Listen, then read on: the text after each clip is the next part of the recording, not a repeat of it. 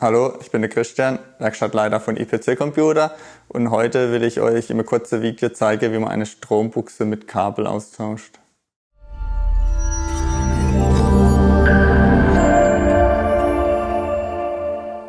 So, hier haben wir als Beispiel einen HP Pavilion Gaming Laptop. Da zeige ich euch jetzt, wie man die Strombuchse mit Kabel tauscht. Die ist ja nämlich gebrochen.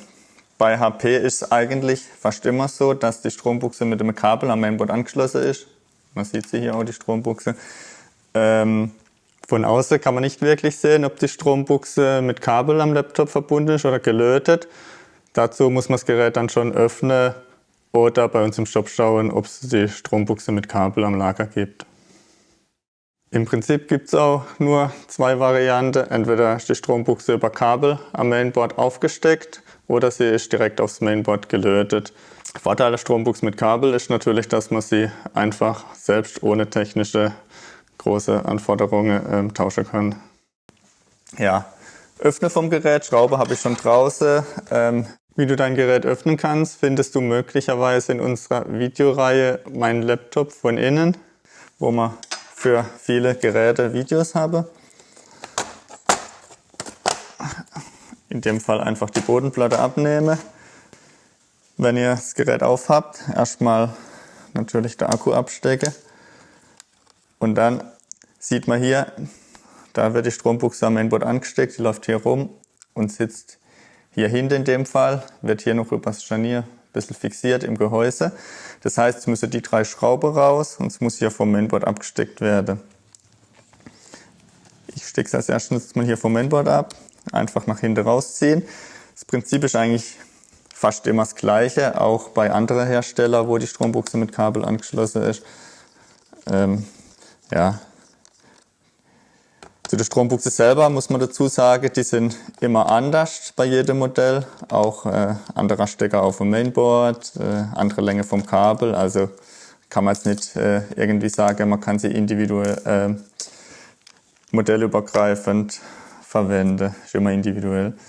Ja, das habe ich losgeschraubt. Ich tue das Kabel hier schon mal aus der Führung rausmachen. Dann müssen wir es nachher wieder reinlegen, dass man nirgends was verklemmt.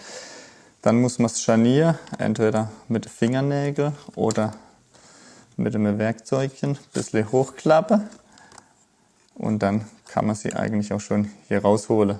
Manchmal hebt sie hier noch durch irgendwelche Haltenase vom Gehäuse ein bisschen. In dem Fall aber nicht mehr, ist auch eine schon gebrochen, wie man sieht. Hier sieht man jetzt rechts oder in meiner rechten Hand die gebrochene Strombuchse und in der linken Hand die ganze Strombuchse, wo quasi dieser Plastiksteg fehlt, wo die Kontakte umschließt. So, wenn die alte Strombuchse draußen ist, die neue einfach wieder reinsetze und dann natürlich das Kabel ordentlich verlege, damit es auch nirgends eingeklemmt wird. Es muss hier in dem Fall jetzt schön unterm Scharnier auch sitzen. Scharnier runterklappe und hier auch wieder das Kabel ordentlich verlege. So, einfädeln und wieder mit dem Mainboard verbinden. Richtig rum natürlich, sonst verursacht man Kurzschluss. Allerdings geht es auch nur in eine Richtung. Also so. Dann müssen noch schnell die drei Schrauben rein vom Scharnier. Dann hoffe ich, das Video hat euch weitergeholfen, und für alles andere sind ja unsere Notebook von innen Videos da, wo ihr anschauen könnt. Also entweder im YouTube-Kanal oder halt direkt beim Modell im Shop. Und viel Spaß beim Schrauben. Bis zum nächsten Mal.